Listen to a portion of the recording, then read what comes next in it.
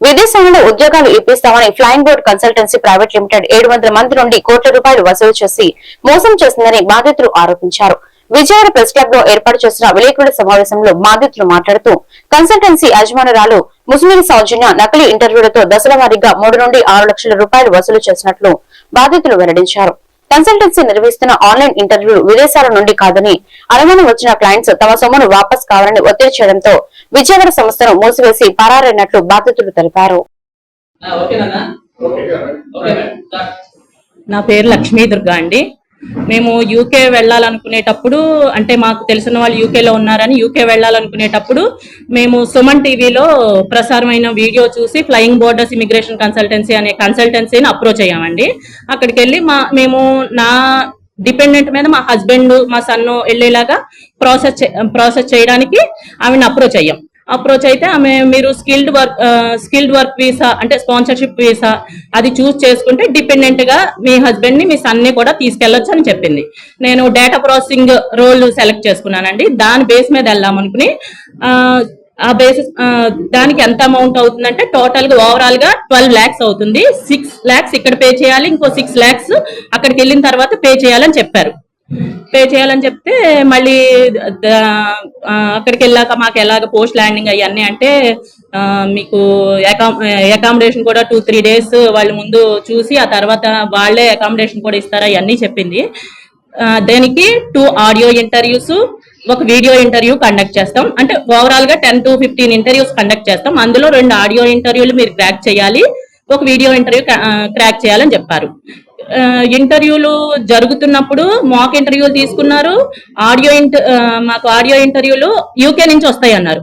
అవి యూకే నుంచి కాదు, మాకు లోకల్ గా వీళ్ళు కండక్ట్ చేస్తున్నప్పుడు ఎప్పుడు విజయవాడే సుమన్ టీవీలో చూసామండి. ముసునూరు సౌజన్య అని ఆవిడ వాళ్ళ ఫ్లయింగ్ బోర్డర్స్ అనే కన్సల్టెన్సీ గురించి advertisements, number of videos Suman టీవీలో. సరే నమ్మి మా బాబుని పంపిద్దాం అని చెప్పి మేము అప్రోచ్ అయ్యామండి. సేమ్ ఇదే 12 lakhs చెప్పారు. 6 lakhs ముందు కట్టాలి, మిగిలిన 6 lakhs జాబ్ వచ్చాక అక్కడికి వెళ్ళాక తీసుకుంటాం అన్నారు. కట్టించుకున్నారు. ఇలాగే ఇంటర్వ్యూస్, సెకండ్ ఇంటర్వ్యూకే మా బాబుకి అర్థమైంది ఇది ఫేక్ మమ్మీ, ఇది వాళ్ళు యాక్సెంట్ నాకు అర్థమైపోతుంది. తను అక్కడ చదువుకొని వచ్చాడు, యూకేలో చదువుకొని వచ్చాడు. అక్కడోళ్ళు మాట్లాడేది నాకు తెలుసు, ఇది అక్కడోళ్ళు మాట్లాడినట్లేదు, ఇక్కడ లోకల్ గా కండక్ట్ చేస్తున్నట్టున్న ఇంటర్వ్యూస్ అన్నాడు. సరే ఆ మాట మేము అడిగాం ఇట్లాగా మా డబ్బులు మాకు ఇచ్చేయండి, మాకు నమ్మకం లేదు మీ మీద అంటే 1 lakh ఇస్తానన్నారు. 6 lakhs కడితే మేము అక్కడ కట్టేసాము రిక్రూట్మెంట్ బోర్డుకి, మేము 1 lakh ఇస్తాం, అంతకు మించి ఇవ్వనన్నారు. సరే ఇంకా అలాగే ఇంకా ఈవిడతో జరిగే పని కాదని మీరు బయట వెళ్ళడానికి లేదు, మీకు ఎన్నైనా ఇంటర్వ్యూస్ అవుతాయి తప్ప జాబ్ ఇచ్చినా రాకపోయినా మీరు ఇంటర్వ్యూ అటెండ్ అవ్వాల్సిందే. వీళ్ళు ఇంటర్వ్యూ చేయడానికి కానీ ఎంఎన్సీకి దేశాలు పంపించడానికి కానీ ఎంఈఏ లైసెన్స్ అనేది వస్తుంది. ఎంఈఏ లైసెన్స్ లేకుండా వీళ్ళు వేరే దేశాలు పంపించడానికి కూడా వీళ్ళకి లేదు.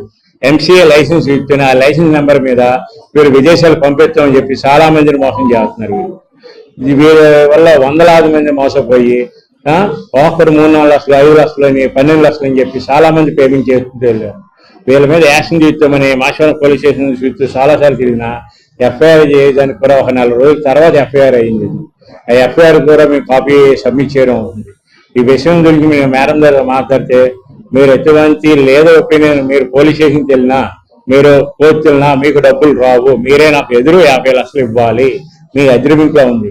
అగ్రిమెంట్ మేము డబ్బులు 3-4 లక్షలు కట్టిన తర్వాత అగ్రిమెంట్ కాపీ అనేది మాకు ఇచ్చారు. ముందులోనే దేవల 3-4 లక్షలు కట్టిన తర్వాత మా అగ్రిమెంట్ కాపీ ఇచ్చారు. అగ్రిమెంట్ ఏంటని చెప్తే ఓన్లీ మీరు 3-4 లక్షలు కానీ ఇంకోటి తెలుస్తుందా తెలీదు. సో ఏదో ఒక రీజన్ అనమాట, వాళ్ళకి పెళ్లి అయిపోయింది, వాళ్ళకి హైదరాబాద్ లో జాబ్ వచ్చింది అంటే ఇంకా కొత్త వాళ్ళు మళ్ళీ ఫస్ట్ స్టార్ట్ చేస్తాను అనమాట నా ప్రాసెస్ ఏదైతే ఉందో అదొకటి. ఇంకోటి ఏంటంటే నేను మొత్తం మనీ కట్టిన తర్వాత రెస్పాన్స్ అయితే లేదండి. మళ్ళీ రివర్స్ గా మా పైన సివిల్ సూట్ వేయడం జరిగింది.